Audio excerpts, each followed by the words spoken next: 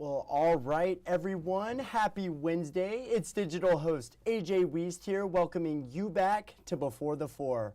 Long time no see, y'all. I just got back from vacation. I took the end of last week off as well as the beginning of this week, but it is so great to be back here at the station giving Before the Four to you all. As I say every day, wherever you're watching Before the Four this afternoon, whether it's on Facebook, YouTube, or the 48 Now live stream, as always, thank you so much for watching and spending just a bit of your Wednesday afternoon here. Now first, as we all know, Thanksgiving is just tomorrow. Tomorrow is Thanksgiving Day, so let's take a look at the weather and what to expect here across the Tennessee Valley. Let's turn it over to 48 First Alert Chief Meteorologist Brad Travis for the latest. Brad? Well, it's been a beautiful day out there. Great travel conditions the next 3 days. As we get into Saturday, it's going to be cloudy, but the rain holds off probably till after 8 o'clock, and that'll be in western Alabama. It'll be an overnight progression from west to east with the rain. Current temperatures here just after 3 o'clock, mid to upper 50s. These will start fading away rather quickly. 3-day forecast, a chilly Thanksgiving, even colder for Black Friday, down to 27, some thick frost out there. We'll probably have frost the next 2 mornings, but clouds coming in Friday night into Saturday will probably keep us from seeing things too drastically cold, but down to 32. But I don't think we'll see frost because we'll have clouds. 52 Saturday. A chilly rain coming in Saturday night. Here's 1 o'clock Saturday afternoon, a cloudy sky throughout the entire day. Just going to be chilly. I think it'll probably be breezy too, and that's going to make it feel even colder as we go into the evening hours. We're going to be in the mid to upper 40s for the Iron Bowl if you got things going on in your backyard. Your patio forecast there. By 8:30, we've got rain knocking on the door, and it will continue to slide east overnight into Sunday morning. So right now we expect very wet weather, a chilly rain coming in early Sunday. Should be out of here by 1 o'clock. More cool weather and more rain chances next week. We'll talk about that coming up at 4, 5, and 6. And you already know the drill, but I'm just going to say it. First Alert Weather Extra, that's tonight at 9:30. First Alert Chief Meteorologist Brad Travis, he'll be back here in the streaming center tonight at 9:30, wherever you're watching Before the Four right now, and he'll have all the latest for your Thanksgiving plans. So just not going to want to miss it. Feel free to leave a comment, any questions, thoughts, concerns, or maybe you just want to say hey to Brad. Brad will shout you out, and he'll work to answer any questions you might have. So just not going to want to miss it. First Alert Weather Extra tonight at 9:30. But now moving out to Guntersville with a story in case you missed it. Alabama Department of Transportation officials say they are working to improve safety at one dangerous intersection. Now residents say they typically see at least one crash every month at this intersection. 48's Nick Ballinger with the details. Guntersville residents tell me they see a crash at least once a month here at the intersection of Highway 431 and Buck Island Road. Now, less than a month after someone was killed at this intersection, Alabama Department of Transportation leaders are making a change. When drivers in Guntersville say this intersection is busy, that might be an understatement. AlDOT officials say 20,000 cars drive through the intersection of Highway 431 and Buck Island Drive daily.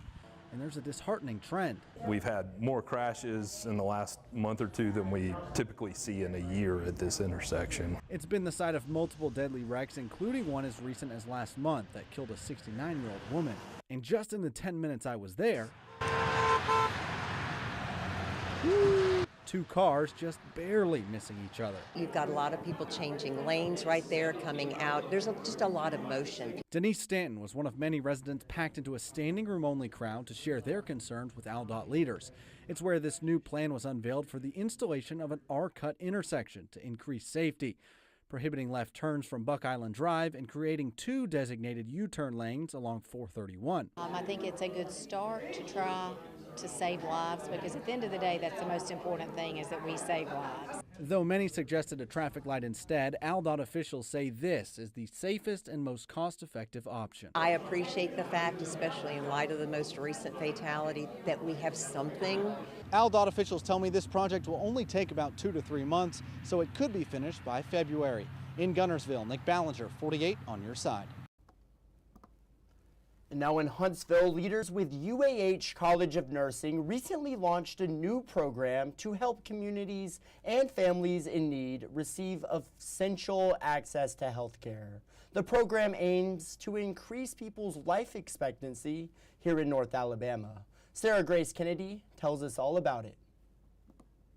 Instead of requiring them to go to the clinics, we take whatever they need on the prevention and education side and screening side into the community to give them the care that they need and make it much easier for them. Starting in January, nursing students will set up weekly screening sites in underserved communities in Madison County. Those students will take blood and urine samples to test for diseases like diabetes.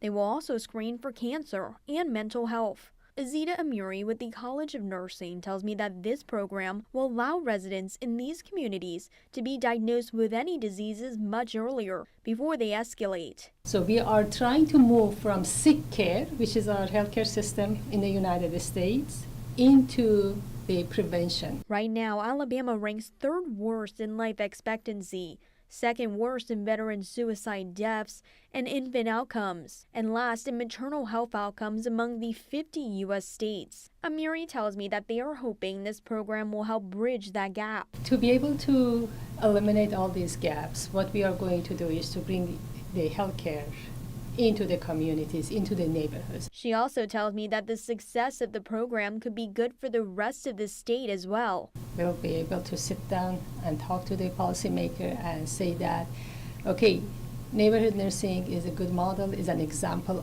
of how we need to improve public health.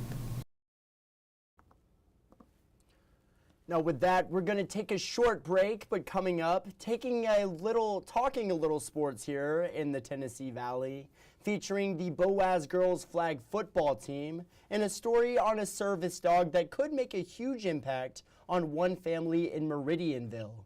It's all ahead. We'll talk about it all in 1 minute.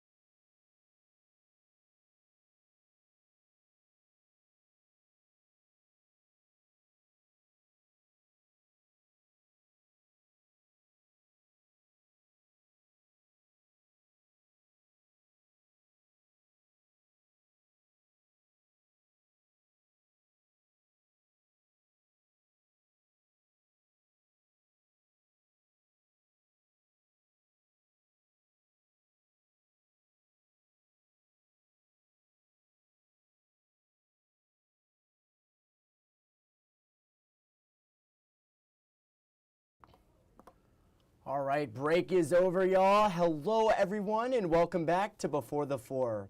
Now, there's 7 teams left in the high school football playoffs here in North Alabama. Well, what about girls flag football? Well, the Boaz Pirates are 1 win away from going to state. They play Moody tonight at 6 for a chance at making the state championship. Carl Prather tells us all about the team and their success. Let's take a look.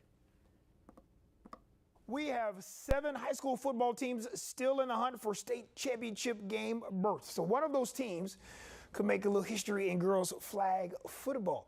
I checked in on the lone team that's still alive for a chance to reach state next week. 1 game away. The Boaz Pirates girls flag football team 4 quarters away from becoming the first North Alabama flag football team to reach state since the sport was officially sanctioned by the Alabama High School Athletic Association. Their opponent, Moody, Wednesday at 6. Yeah, I'm really excited about the opportunity. Like I told the girls, like all this hype and everything leading up to the game is something that they've earned, right? And so to appreciate that, I'm hoping for a really good crowd Wednesday night. And like I said, all that is a culmination of their hard work. So yeah, I'm excited to see the atmosphere. Boaz reached the Class 1A 5A playoff semifinals last season in just the first season as a program. Over 10 girls graduated from last season's group, and the Pirates back in the same position in year 2. It's a really awesome experience. It's an honor to be able to still be practicing out here today, and I just love these ladies so much, and I wouldn't want to do it with any other group of ladies. The Boaz flag football team has history with Moody. The Pirates fell to the Blue Devils in last season's semifinals en route to reaching the state championship. It's super exciting, especially only knowing that there's 4 teams in the state still doing this and getting to come out here. Still every day with all of my girls, and they're like my best friends, and so still being able to do this with them, because it's a very special opportunity, and getting to share it with them is definitely very exciting. Wednesday's game at home. It should be a great crowd as Boaz aims to make history, becoming the first flag football team for North Alabama to reach state. Their accomplishments only enhance the ever-growing sport as colleges and universities continue to pick up the sport across the Southeast and the country. With Maggie Patterson going to play from last year's team, and they won the state championship at Wallace State this past year. So yeah, I appreciate the community colleges stepping out and say, hey, we're going to do this. And like you said, colleges like UNA and UWA maybe being some of the first ones for these 4-year institutions to add it. And hopefully we have Jacksonville States and other schools like that start to add it on. And it's going to continue to grow, right? This is only the beginning. So I hope a lot of more schools see the opportunity for these female athletes and kind of jump on board. Good. There you go. Good work. Good. Go finish. Go finish. Nice job. Good job, Addie. Good. That's so awesome, and I'm certainly wishing the Pirates the best of luck tonight. Go get that win. Go to state. It's going to be so awesome. But now one family in Meridianville is raising money to help their 12-year-old daughter who was diagnosed with type 1 diabetes. The family is looking to add a service dog to the mix that will assist her in her everyday life and make a huge impact. Margot Gray with the story.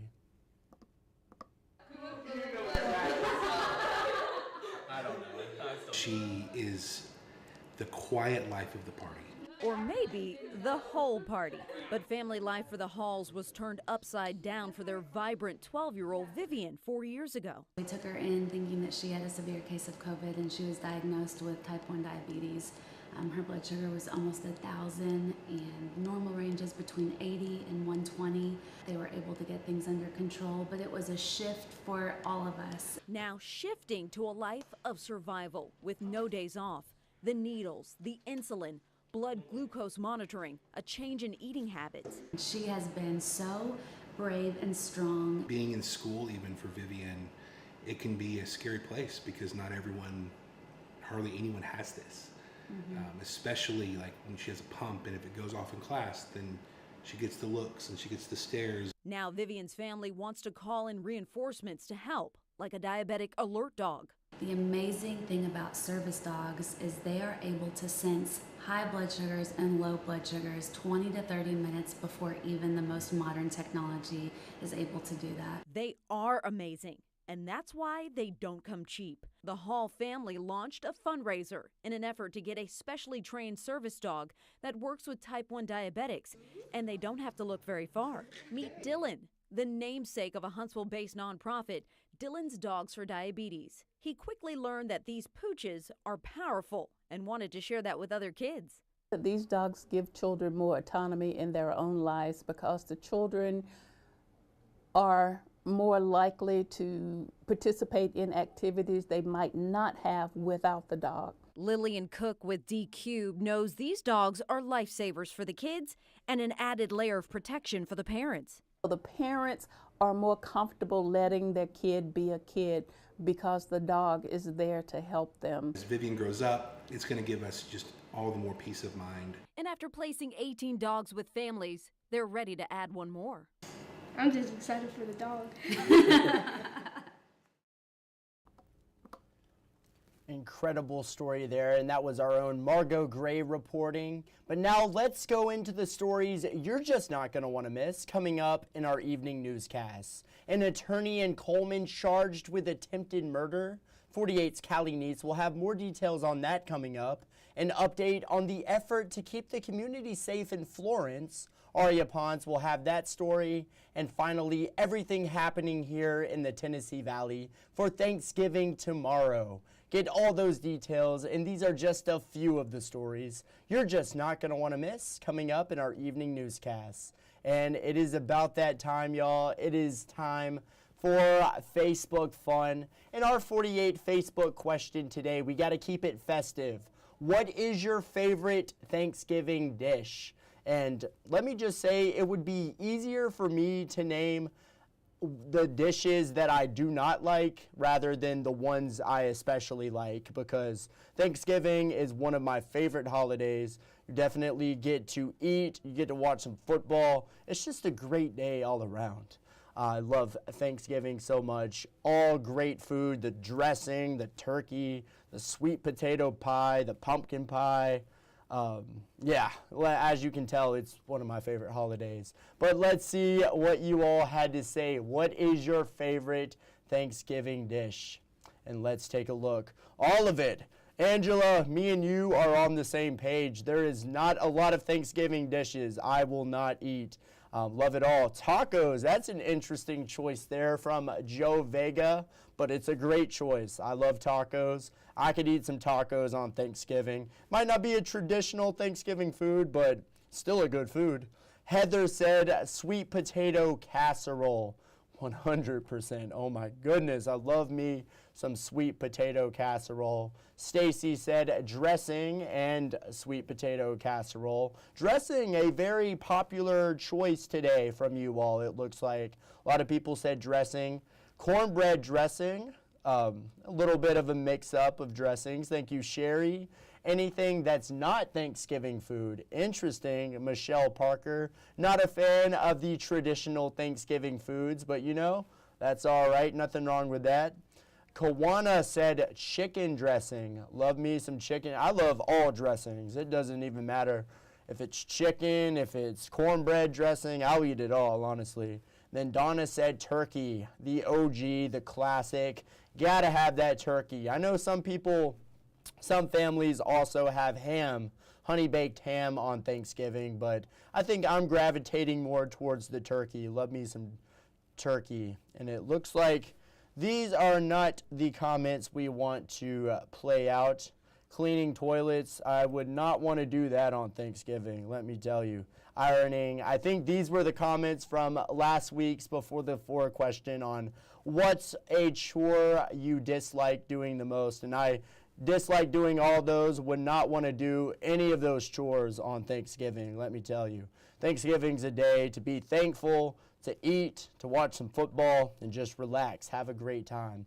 But y'all, thank you so much for commenting. You always have awesome comments here across North Alabama. But y'all, that is just about all the time I have for today's Before the Four. But as always, I want to thank you all for watching, spending a bit of your afternoon here. I hope you all have a great night tonight. Enjoy the evening newscasts. And as always, thank you so much for watching. You all have a great night.